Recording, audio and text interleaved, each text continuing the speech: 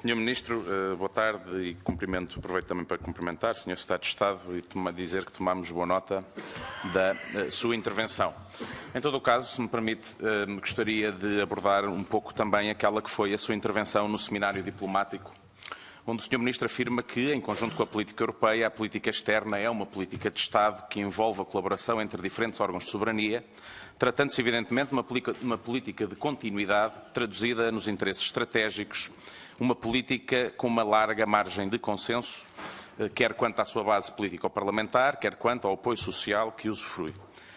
Dizer-lhe que foi com agrado que ouvimos estas suas palavras, pois o Partido Social Democrata tem também essa percepção naquilo que diz respeito à política externa portuguesa.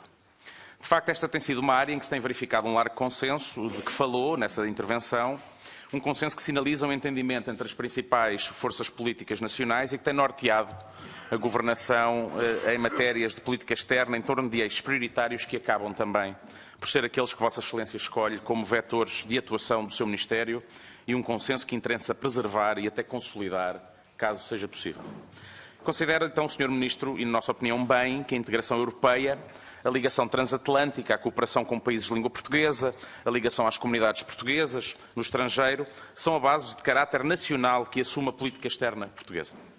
Ora, sabendo da importância de Portugal, da sua ligação à NATO e aos Estados Unidos e da ênfase que o Sr. Ministro coloca na afirmação do objetivo de fortalecer a ligação norte-atlântica, parece-nos que essa é uma prioridade difícil de suportar, considerando o suporte parlamentar do seu Governo e, portanto, não correndo o risco de parecer um paradoxo, eu gostaria que o Sr. Ministro nos esclarecesse se essa é uma situação em que verdadeiramente acha que não tem impacto na atuação da política nacional.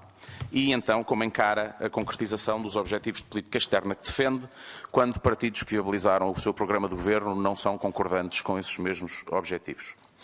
Sobre as questões europeias e o contexto político de participação de Portugal na Europa, o Sr. Ministro também foi claro, e a nosso ver bem, no que respeita ao absoluto reiterar dos principais compromissos internacionais assumidos por Portugal ao longo dos anos. Mas a nossa dúvida, Sr. Ministro, e sendo o senhor também número 2 do Governo, e estando nós à beira da entrega do orçamento na Assembleia da República, é saber se considera que o Governo, neste contexto, conhecidas as posições das mais diferentes instituições, a premissa do absoluto respeito pelos compromissos internacionais continuará a ser o mote e o assunto indiscutível do Governo de Vossa Excelência. E pergunto isto, Sr. Ministro, porque hoje um destacado dirigente do Partido Socialista anunciou, e faço a citar, que temos, e eu presumo do temos que seja o Governo ou o Partido Socialista, uma bomba atómica contra a Europa, que é o referendo. E ainda ontem, mesmo um deputado do Partido Socialista, também responsável pelo PS das Relações Internacionais, presumo que próximo de António Costa, do Primeiro-Ministro António Costa, perdão, disse que corríamos o risco da Europa se transformar numa URSS sem KGB.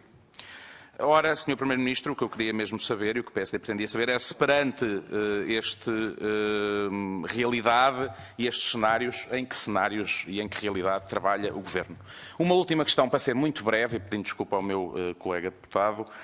Hoje o Presidente Tusk, sobre o Brexit, ficámos a saber que a União Europeia vai ceder na proposta inglesa de corte de benefícios sociais aos imigrantes. Ora, não tendo ouvido até agora nenhuma nota do Ministério dos Negócios Estrangeiros e de Vossa Excelência sobre esta matéria, gostaria que aproveitasse esta oportunidade, se for caso disso e se entender por bem, de nos transmitir qual é que é a posição do Governo português em relação a este assunto e esta posição do Conselho, nomeadamente tendo em consideração a quantidade de portugueses que vivem em Inglaterra.